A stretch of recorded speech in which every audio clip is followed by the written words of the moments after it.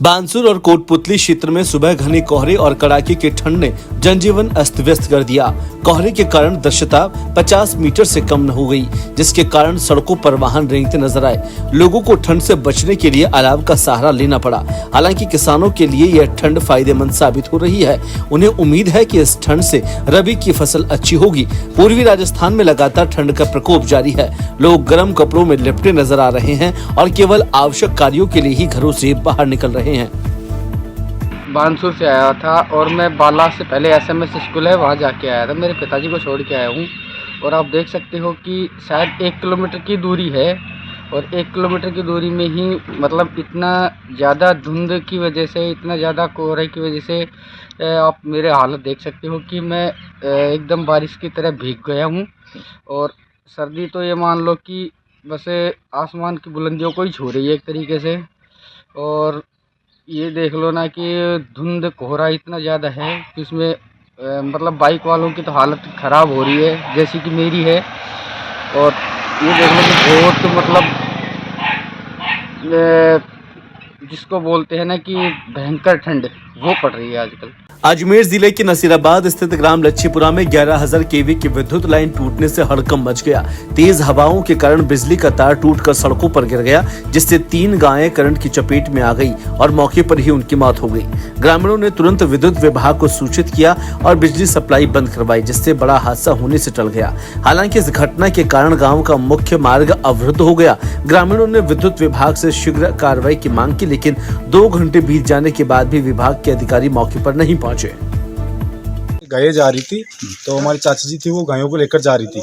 उसी टाइम जोर से हवा चली तो ये लगभग 11,000 लाइन जा रही थी, तो इसको ऊपर से वायर जा रहा था। एकदम से हवा आई तो ये पेड़ नीचे गिर गया। नीचे से गायें जा रही थी, तो ये 3 गायें थी हमारी। ये 2 मेरे चाचा की थी, 1 मेरे भाई की थी। तो तीनों ऑन द स्पॉट डेथ हो गई इनकी। और यहाँ से मेरी बड़ी मम्मी जा रही थी, वो भाग के उन्होंने अपनी जान बचाई ऐसे करके, और ये हैंड टू हैंड एक्सपायर हो गई। आपका नाम? मेरा नाम सूरज है, लच्छीपुरा गाँव।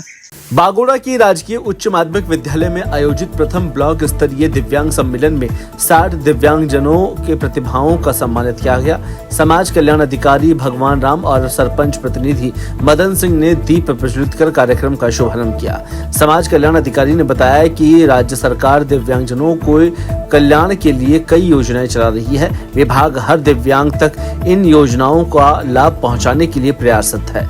कार्यक्रम में 10वीं और 12वीं कक्षा में उत्कृष्ट अंक प्राप्त करने वाले दिव्यांग विद्यार्थियों, राष्ट्रीय स्तर के खिलाड़ियों और समाज सेवा करने वाले दिव्यांगों को सम्मानित किया गया। सभी सम्मानितों को टी-शर्ट, टिफिन और कंबल भी दिए गए। झालावाड़ जिले के चौमेला कस्बे में बढ़ते साइबर अपराध और सड़क दुर्घटनाओं को रोकने के लिए पुलिस प्रशासन द्वारा विशेष अभियान चलाया जा रहा है। इसी क्रम में गंगधार थाना प्रभारी अमरनाथ जोगी ने कस्बे के झंडा चौक पर एक चौपाल लगाकर आमजन को जागरूक किया। थाना प्रभारी ने लोगों को साइबर अपराधों से बचने के उपाय बताए और साइबर ठगी होने पर 1930 नंबर पर शिकायत दर्ज करने के लिए प्रेरित किया।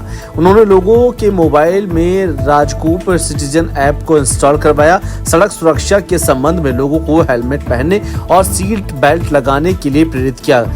बिना हेलमेट और सीट बेल्ट के जुर्माने की राशि बढ़ाए जाने की जानकारी दी गई। अभी बढ़ती हुई सड़क दुर्घटनाओं को मद्देनजर रखते हुए सरकार की तरफ से 1 माह का सड़क सुरक्षा महीना चलाया हुआ है। और इसी प्रकार से साइबर क्राइम जो बढ़ रहा है, उसी के तहत साइबर शील्ड नाम से एक पूरे महीने का अभियान चलाया हुआ है। इसी के तहत आज हम गंगधार थाने से आकर चौराहे पर सभी लोगों को समझाइश की कि अपन को यातायात नियम की पालना करनी है। साइबर नियम के बारे में जानकारी दी, साइबर किस प्रकार से हो सकते हैं, आपको उससे कैसे बचना है, ट्रैफिक नियमों का पालन करना है, उस समस्त बारे में जानकारियां दी है।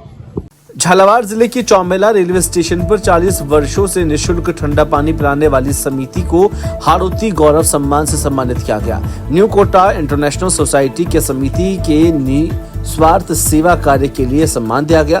गर्मी के मौसम में जब लोग प्रचंड गर्मी से परेशान होते हैं, तब यह समिति रेलवे स्टेशन पर आने वाले यात्रियों को ठंडा पानी पिलाकर उनकी प्यास बुझाती है। समिति के सदस्य विभिन्न ट्रेनों में सवार यात्रियों को भी ठंडा पानी पिलाते हैं। इस अवसर पर समिति के अध्यक्ष जगदीश अग्रवाल समेत कई अन्य गणमान्य उपस्थित रहे।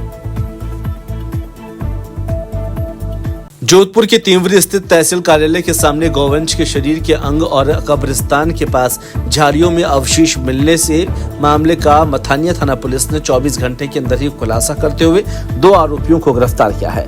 दोनों आरोपी गौवंश के टुकड़े कर घर पर चले गए थे। उनको अंदाजा भी नहीं था कि पुलिस उन तक पहुंच जाएगी। पुलिस ने कड़ी से कड़ी जोड़ते हुए दोनों आरोपियों को उनके घर से दबोच लिया। पुलिस मामले की जांच में जुटी है।